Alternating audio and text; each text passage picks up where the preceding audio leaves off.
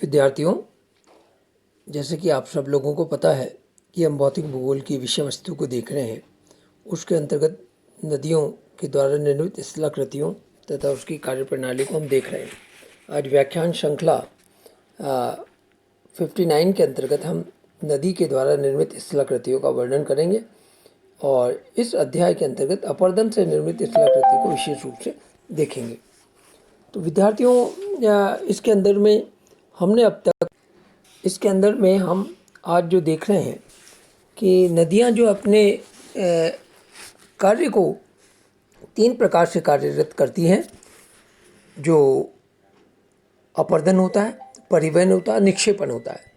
इस दौरान नदी को कई अवस्थाओं से गुजरना पड़ता है और उससे धरातल पर विशिष्ट प्रकार की स्थलाकृतियों का निर्माण होता है। उन स्थलाकृतियों में सबसे सर्वप्रथम है वो वी आकार की घाटी है, जिसे वी शेप्ड वैली भी कहते हैं।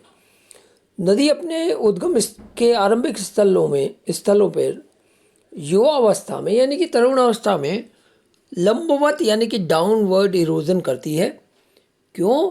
कि नदी को अपने आधार तल को प्राप्त करने के लिए या समुद्र तल की जो ऊंचाई है उस तक की जो प्राप्त विषमता है उनको समाप्त करने के लिए वो सबसे पहले जैसे ही प्रभावी होती है वो डाउनवर्ड यानी कि लंबवत या निम्नवर्ती कटाव करती है, जिसके कारण से वी आकार की घाटी का निर्माण होता है।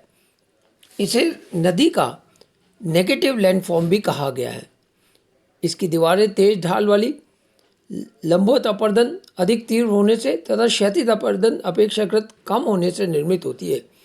नदी की युवावस्था में अत्यधिक तीव्र ढाल वाली वी आकार की घाटी, प्रौढ़ावस्था में अधिक खुले आकार की तथा वृद्धावस्था में चौड़ी वी आकार की घाटी और लगभग समतल घाटी का निर्माण होता है।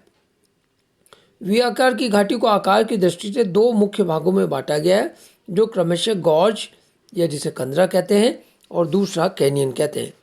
गॉर्ज इसका निर्माण पर्वतीय भागों में जो कठोर चट्टानों के वाले भागों में तीव्र तथा खड़े किनारे वाले ढाल वाले होने पर होता है तथा गहराई इसकी अत्यधिक चौड़ाई संकीर्ण होने के कारण से इस संकीर्ण लंबी गहरी घाटी को गॉर्ज कहते हैं।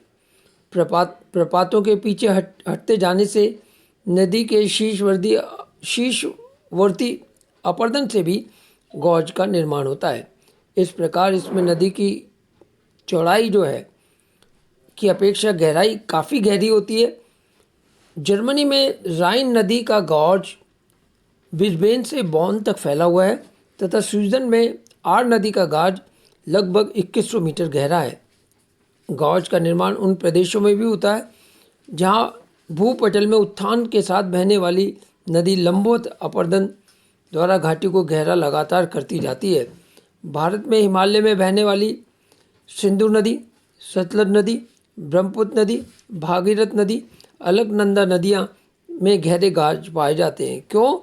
कि यहाँ पर हिमालय के विकास के साथ साथ इन नदियों ने अपनी पूर्ववर्ती जो बहने वाली जो धारा प्रवाह था उसको बनाए रखने के लिए वो लगातार नीचे की तरफ गहरा काटती गई, जिसके कारण से बहुत गहरे गॉर्ज बनाती हुई ये नदियाँ बहती हैं। इनकी गहराई लगभग 5000 मीटर से भी अधिक है। तो और मुख्यतः जो गॉर्ज हैं वो मुख्यतः आर्द्र प्रदेशों में अधिक पाए जाते हैं। ये ऑब्वियस है कि नदी का जो कार्य है वो मुख्यतः आर्द्र प्रदेशों में ज़्यादा सक्रिय रूप से कार्य रहता है। जो कैनियन जो दूसरे प्रकार की वी आकार की घाटी का रूप है, यह स्पेनिश भाषा के कैनन शब्द से बना है, जिसका मतलब होता है गंभीर खड्ड होता है। वास्तव में गॉर्ज का व्यापक व गहन रूप ही कैनियन है और संरचनात्मक रूप से गॉर्ज और कैनियन में आधारभूत अंतर नहीं होता, केवल विस्तार की दृष्टि यानी कि गहराई की दृष्टि से में अंतर पाया जाता है। यह अपेक्षाकृत वी आकार से निर्मित गॉर्ज से भी अधिक सकड़ी होती है, जिसके दोनों किनारे लगभग खड़ी दीवार की भांति होते हैं। नदी का जल दोनों किनारों को स्पर्श करता हुआ पतली धारा के रूप में गिरता है। इसका निर्माण मुख्यतः शुष्क व अर्धशुष्क भागों में कठोर चट्टानी क्षेत्रों में होता है, परंतु इनका उद्गम दूरस्थ आर्द्र प्रदेशों में होता है, क्योंकि नदी शुष्क प्रदेशों में आने पर